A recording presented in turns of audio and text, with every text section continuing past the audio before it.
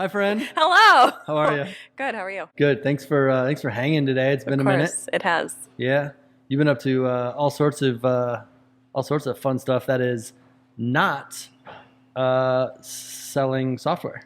That is true. Yeah, and I kind of want to ask you a few questions about it because I'm kind of keeping up, but probably not as fast as I need to be. Of course. Is that cool? Yeah. So you're writing books? Yes. Yeah. So you Thrillers. Uh-huh. I knew you were doing this. You did it when we worked together, but like it's full go now. Mm-hmm. And your first book is what? My first book is, so publishing is a really slow industry. I won't explain why, but it just is. Okay. So my first book right now is out on submission, which means publishers are looking at it, deciding if they want to buy it, if so, for how much, which is all happening through, I signed with a literary agent like a year ago, so she's handling all of those things. Okay. I'm preparing a second book that I've co-authored with another writer who has a different agent. Hopefully we will go out on submission with that one in the fall, maybe. And then I've just finished writing a story about a death doula, which is a solo project. Hasn't gone on submission yet, hasn't been edited, but I've been like very immersed this is book in that. 3. This is technically book like 6, Okay. but the other ones will not see the light of day. Why? They're just not ready. They're not ready. No. They need more. They need more. All right, that's fair. But ironically enough, we touched base very recently. We talk anyway, but like the fact that you had been writing a book about a death doula, I was like, what are Feels you doing? Very coincidental. Because I feel like you were doing the other book, at least from my understanding of the first manuscript that is in submission, was a lot different. Yes, very. So can you tell real quick about the first, like, I know it's a thriller, but like give me a little bit more on the first book, the one that's in submission, solo? Yeah. So the premise, I feel like, of all of my books, my agent said something to me really early on when we started working together that I feel like summarizes all of the books that I write really well, which is fiction is the lie that allows us to tell the truth. Okay. So I feel like every book that I've written, there's like some interesting kind of commercial premise, but the undercurrent is I'm working through something. There's some concept that I'm working through that I'm like trying to digest. And it's easier for me. Like some people journal, I do not. I prefer to work through it in a fictional context. You write novels. In a 95,000 word Format. format, as one does. Yeah. It's like, forget BetterHelp. I'm just going to write a 100,000 word novel. Yes. Exactly. Fair enough. Yeah. I wouldn't recommend it to most people. The outlet, though, you know what the outlet is. Yes. So the premise of the first one, it's a sister story. Yeah. I'm one of 6 kids, as you know. So I have a big family. Family dynamics are really interesting to me, as are like there's a marriage at the center of the book as well. And there's also the main character, the protagonist, is a true crime podcaster. Okay. So I'm also interested in like the public fascination with death and crime and all of those things. So the first book was kind of a way for me to work through all of those themes. Sure. And put it in like a kind of fun, pacey thriller that people will hopefully like to read. Gotcha. Yeah. You said Pacey, and I thought about that guy from like, what was that, like Dawson's Creek? There you go. I think about Pacey a lot. I didn't know that was a literary word, and I can't believe I thought about Dawson's Creek today. That's fine. So you and I have talked about like we've talked about like true crime stuff before, but I don't think I realized that it was so much a part of at least your first submission. Because I was going to ask, like, how did you get tied into writing a book about a death doula? But like, it seems like it might have been pretty natural. Can you tell me a little bit about that? How did it happen that you went from that to, writing a book about a death doula seems really natural right now? I don't feel like any of my concepts have been super intentional choices. Like, as a writer, or I think any type of creative, inspiration comes from literally everywhere. Like, I don't have a single interaction with a human that doesn't get documented somewhere in some idea journal I am mentally. totally regretting so many of our interactions right now. I've got it all like I got locked. them all filed in there. Yeah, but I'll fictionalize it so no one will know it's you. Gotcha. It'll be fine. Yeah, I will. So I met a death doula. I went in January. My sister and I went to San Diego, which is a place where I get a lot of inspiration. Just in general, I find California inspiring. Vitamin D. As you know. So my sister and I went on a writer's retreat. And while we were there, we happened to meet a death doula.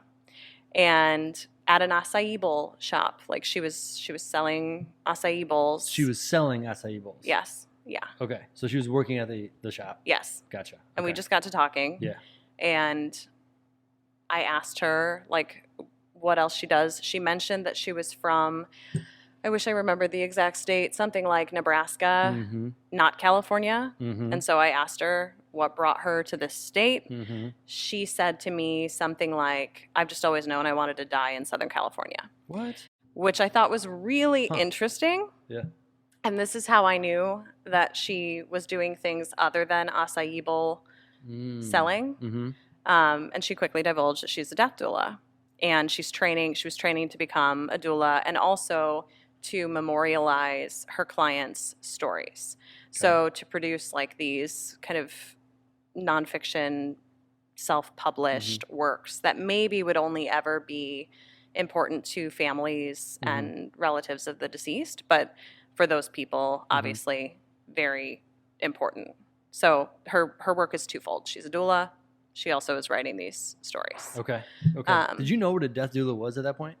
I had to ask. Okay. Like, I know what a doula is, like in a birthing doula. Context. Yes. Yeah. So, like, I made some assumptions, but I did ask her, like, what goes into that? And it turns out there's a lot. And it seems like there's a pretty fluid definition. There are different doulas who practice in different ways and different ideologies, just like anything else.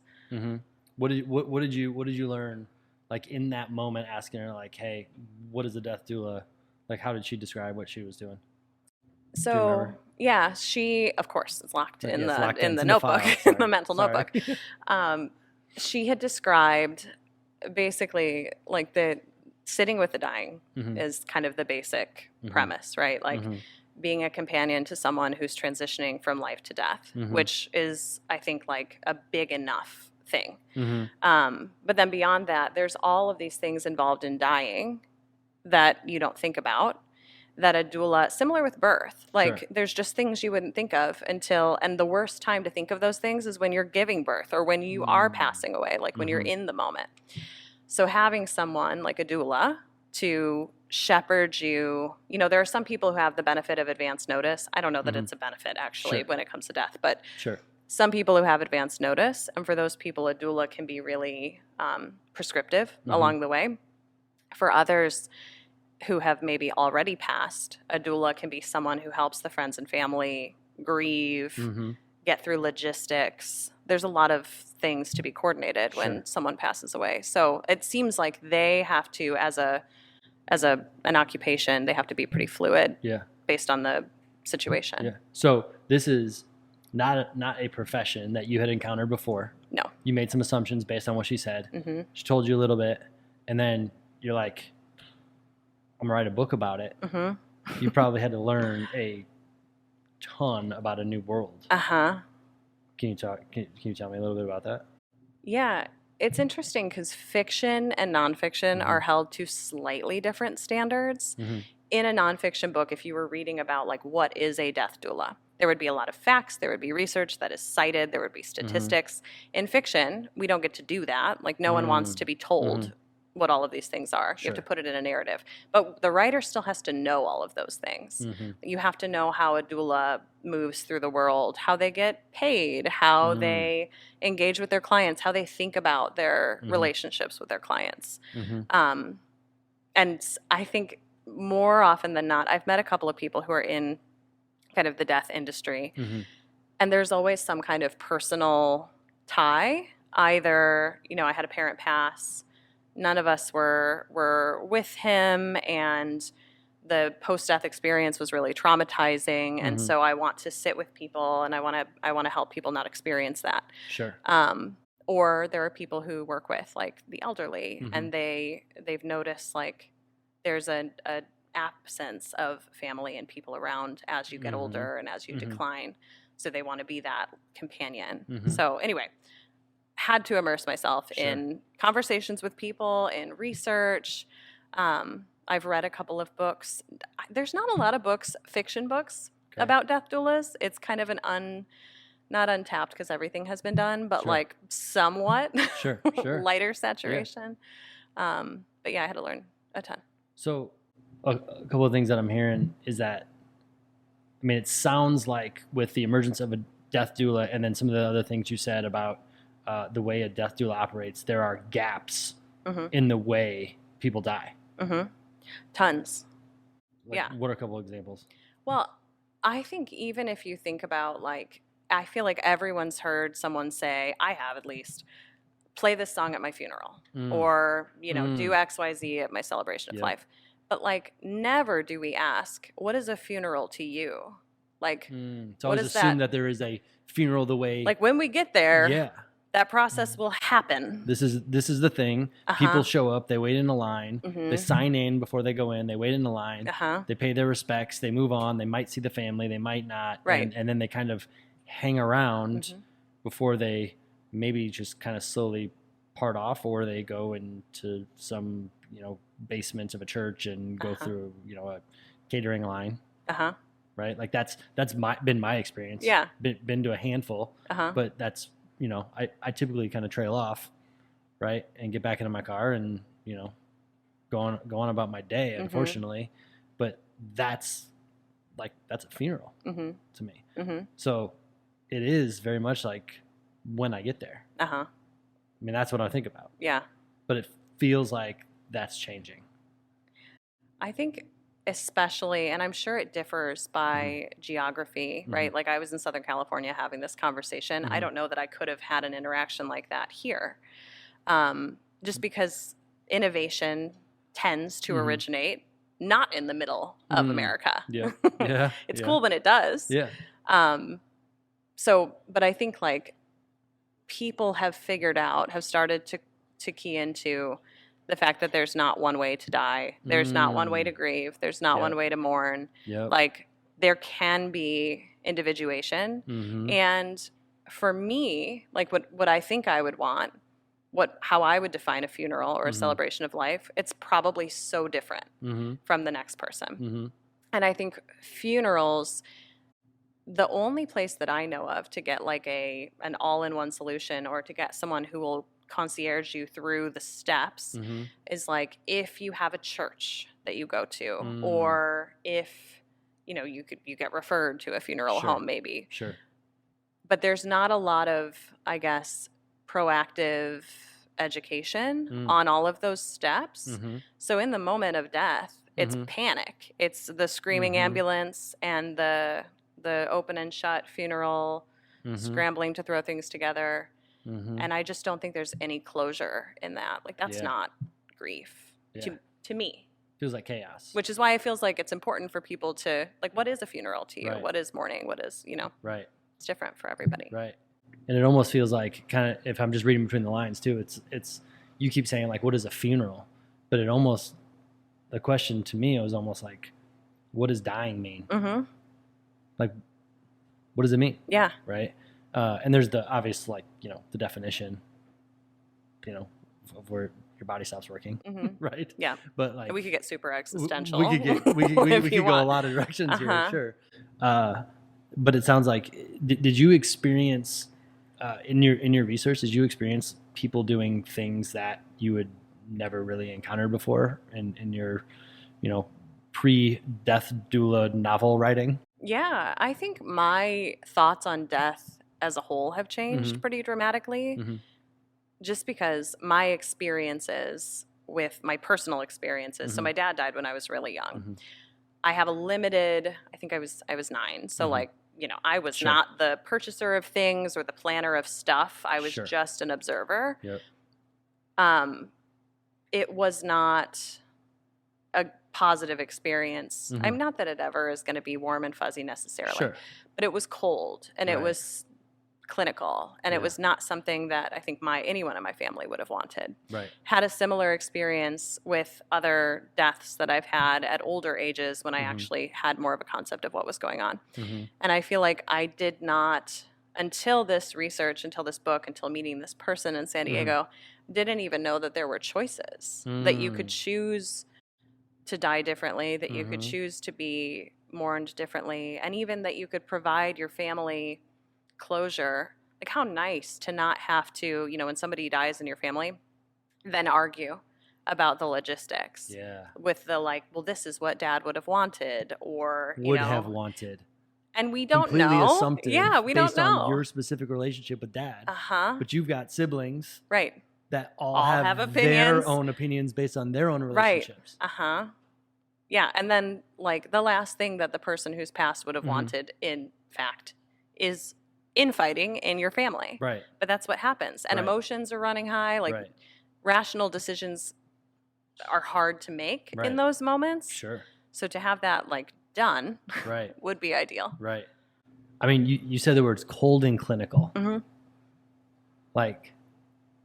That to me, when I think about death, and I think about it a lot more today than I used to, obviously, but it feels like we've got to eradicate those words from the experience. Yeah. And I don't know exactly where to do that, but I'm thinking about a 9-year-old girl, right, who feels cold and something is clinical, and you obviously didn't have that word at that time. Probably I would expect. My vocabulary. You probably did. You're right. You're probably right. You're probably correcting everybody on the grammar on the way out. But I mean, you think about, you said celebration of life, and as you read the book, or I'm sorry, as you started writing the book and you started doing the research, and you're thinking you've got this cold clinical experience, but you also said celebration of life in there, and I don't know if that concept came before or after you started writing, but how did your view change on what you thought death was to what it can be? What are the options? You said that most people don't know they have options. What are the options? What can you do that you've learned? I think there's a lot. Yeah. There's a lot more than you would think. There's, if you're interested in pre-planning, which I have definitely become interested. Sure. Have you acted on that yet? I'm curious. So I'm working through my literary will right now, which is kind of an interesting concept. Okay, your literary will. Yeah, if I were to pass, and I'm co-authoring a project. Yep. So if I were to pass, my co-author would be kind of left in the lurch if I don't have something in place. So you have to actually come up with. Gotcha. If I were to pass, interesting. Here's who here's who gets the money. Here's who writes on my behalf. Here's who makes financial publication decisions. Have you done the non-literary version of a will? I have not. Okay. I have talked through in detail. Yeah. That's the other problem, I think. I don't know where I would do that. Yeah. I've communicated to my family and to my husband, especially as I've been writing this book, and learning things that I think I would want at such and such stage. Right. But there's no place to I mean, I could jot it down and hope that if something happens, someone will find the notebook. But your profession right now is almost dictating that right now. You need to do it because your profession is saying, hey, this is part of the process. Yeah. Right? Yep. But personal Lauren is hey, everybody, I'm doing this, writing this book, and I'm learning a lot, so I'm going to tell you a bunch of stuff. But and just really, hope for the best. Just you're hey, put it in an email, hope you guys find it. Yep. Right? Yeah, okay. Fingers crossed, don't fight, guys. Okay, right. Right. Just don't fight. Do not fight. Right? Rule number one. Rule number one, do not fight. So, sorry, got you off track there, but we're talking a little bit about the different ways that you've learned, and you're talking about your literary will. Sorry, continue. So you can have, when you die, or when you're going to die, you can have a death doula, of course, which I think is kind of a luxury. It's not accessible to everyone, but it would be nice if it were. I think everyone deserves that kind of shepherd through a tough time. Yeah. You can also post-death, like there's decisions to be made. I mean, there's so many decisions to be made about what happens with this person's corporeal form. How do we want to address spirituality? Not everyone has a specific religion that everyone knows, okay, like, you know, they were Catholic, so here are the things. Sure. Some people are agnostic, and like, how do we approach, what does spirituality look like for someone like that? So there are all of these, I think, different ways that you can approach your own passing, someone around you passing. There's just, I think, unless you're proactive, and I don't know what would spur people to be proactive. I'm thinking proactively because I've met a doula randomly at an acai bowl restaurant. Right. Like, not everyone. Hadn't considered it before. Not at all. Yeah. And I've experienced death. Like I've experienced death. Yeah. And have every time said that was terrible. Right. You know, no one's like, not that you're going to make people feel excited to go to a funeral, but I don't know that I've ever gone to a funeral thinking I'm going to heal after this. Like, it's always like, that's the thing to get through. And then I get to go and heal in the way that I need to heal. So anyway, I feel like I just totally tangented. But. No, tangents are good. So that's interesting. You're talking about healing, and I don't know where I'm going to hit the death doula and on the healing piece. In your research and your talk with her, like, how does healing and the death doula mix? Are they married? Are they not married? Do they kind of just leave you to go heal? Like, do they stay with you? What have you learned about that?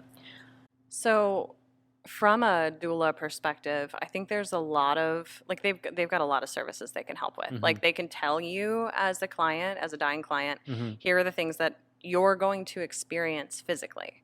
Like, one of the things that doulas often tell their clients is, as you approach death, like if they're working with a terminal patient, as you approach death, you'll need to sleep more. You're going to want to sleep.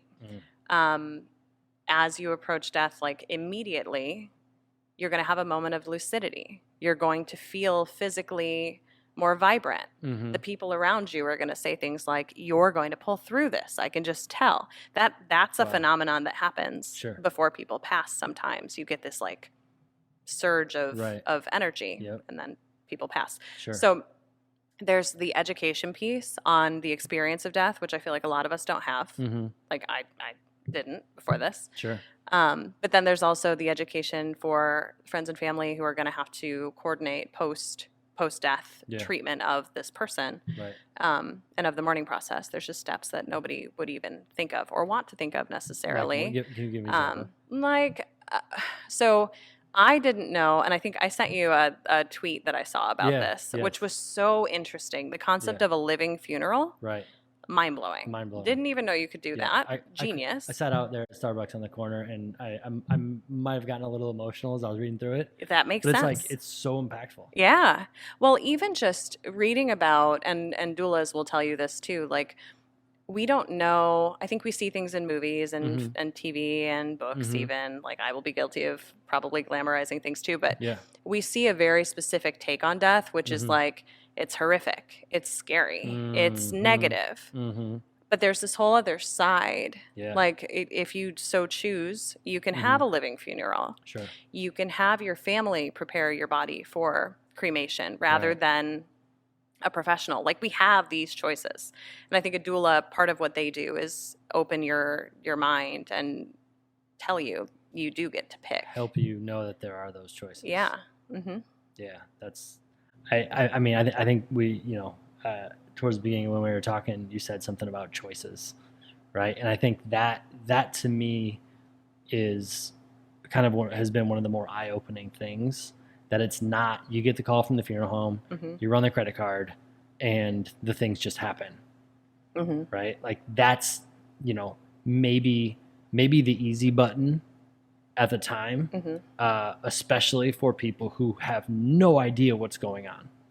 They're not even thinking about all the things that they could do. They don't want to, right? They want to go be with family. Yep.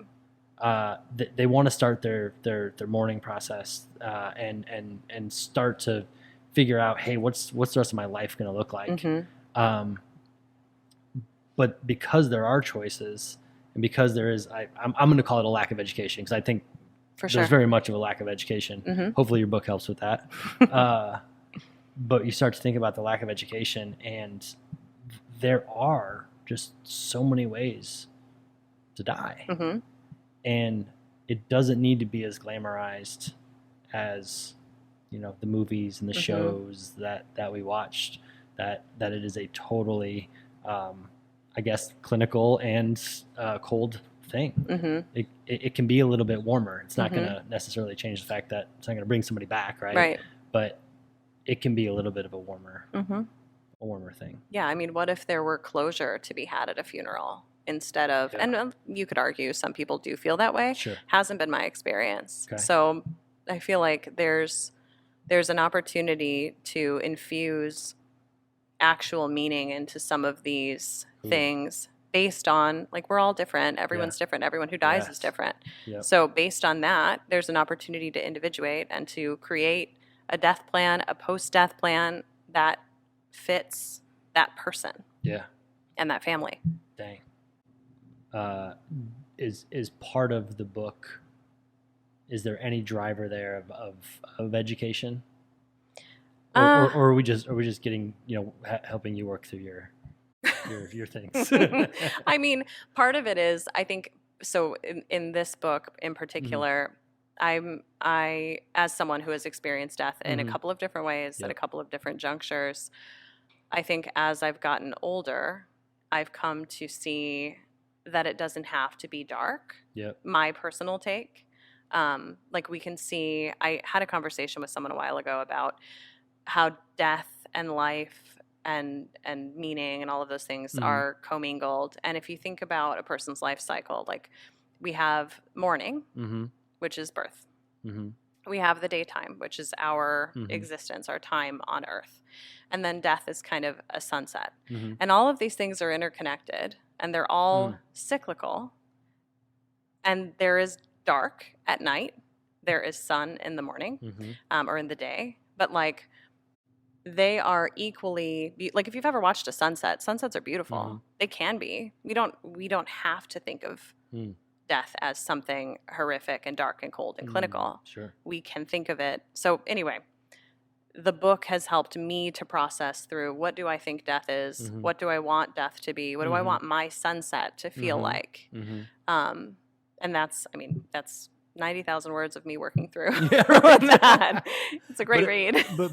So you're working through that on your own, but it does sound like, the way you described it, I've never thought about at all. So, just to have one person who is talking to you about the book and the ideas, I can't imagine, like, multiple people reading the book and not coming away more educated and feeling a new sense of understanding, or even just an openness to what death is or can be.